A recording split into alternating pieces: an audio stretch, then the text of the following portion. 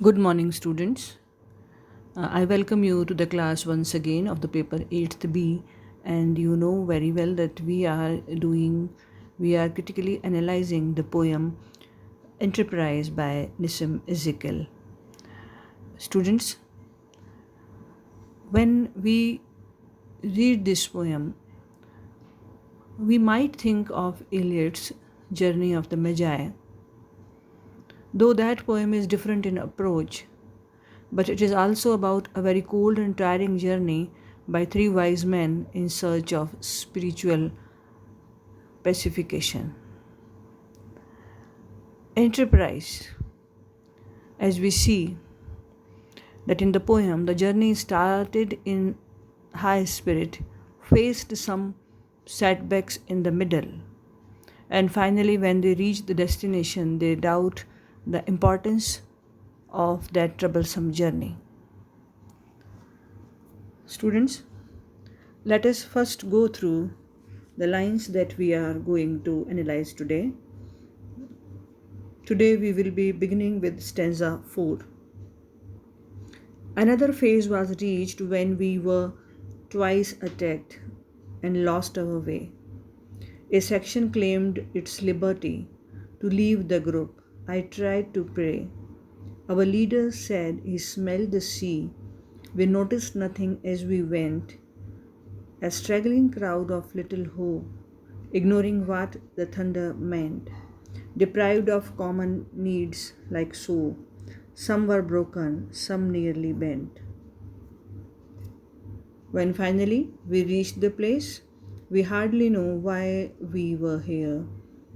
The trip had darkened every face. Our deeds were neither great nor rare. Home is where we have to gather grace. So, students, in our last class, when we finished the third stanza, its line said, "A shadow falls on us and grows." And this is significant. In the words of Ezekiel himself, it is the shadow of defeat. And the poet in this stanza, in the stanza 4, describes the hindrances that follow the enterprise. In the next stage of their journey, the travelers are attacked twice, and while saving themselves, they lose their ways and forget the noble ambitions which had motivated them to come so far. The enterprise slowly breaks into two. Some of the members, claiming their freedom, quit the journey and went their own ways. Possibly, they were unhappy with the leadership. So, the disagreement continues. We human beings often face the opposition of fellow men on our way of life. Sometimes we lose our way by the hostility or misguidance of others. And when we find ourselves in trouble, we forget the larger perspective and run away to save our narrow interest. Ezekiel feels hopeless and upset at the breaking of the enterprise. Looking at the disorganized lot of pilgrims, the only thing he could do was to pray. The act of praying implies seeking the help of a divine personality when human efforts go in vain. Next stanza says, "We noticed nothing as we went, a straggling crowd of little hope, ignoring what the thunder meant, deprived of common needs like so. Some were broken, some were bent."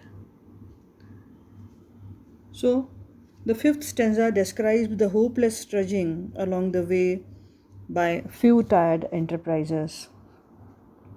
Sapped of will and energy, they ignored the meaning of the thunder. In other words, a physical thunder means that which is momentous, the spiritually important. Reduced to complete willlessness, the enterprisers lost sight of everything significant, everything that gives meaning to the life. There is still an assurance from the leader of the group. He assures them that the sea of the destination was at hand. But it is a false hope from the leader. As they progressed, they could see nothing. They now looked like a group of aimless, hopeless wanderers. It seems that they that the members have lost their enthusiasm and hope as they see nothing noticeable as they move forward. The pilgrims have now turned into a crowd of aimless wanderers instead of being bounded by a well focused goal like before. They were not bothered about the roar of the thunder. Some of them were too exhausted to stand erect. They are physically drained. Some of the members are not able to walk anymore, and the others just went down with pain. So now, students, we have reached the last sixth stanza of the poem. When finally we reached the place, we hardly know why we were there. The trip had darkened every face.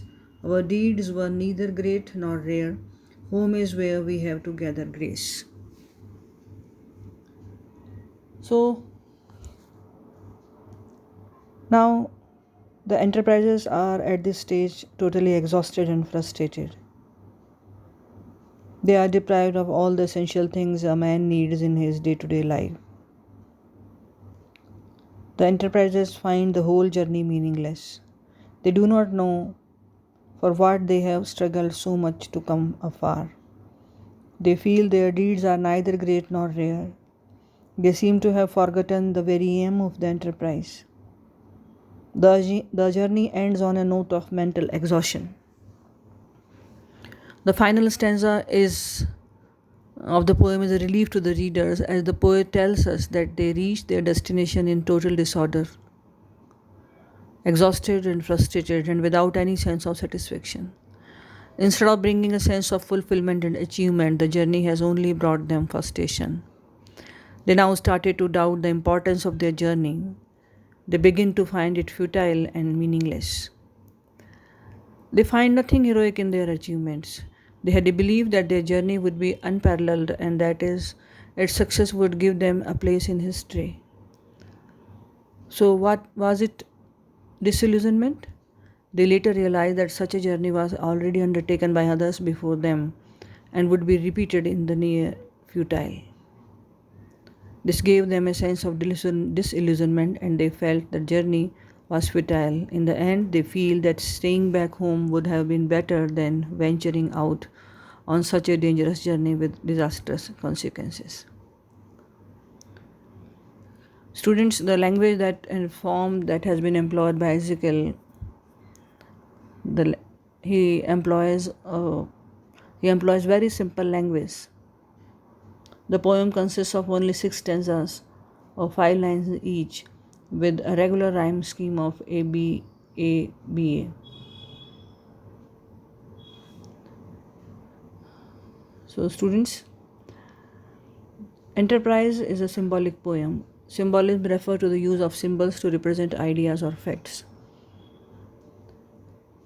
The various symbols have been used in the poem, and pilgrimage in the poem symbolizes life.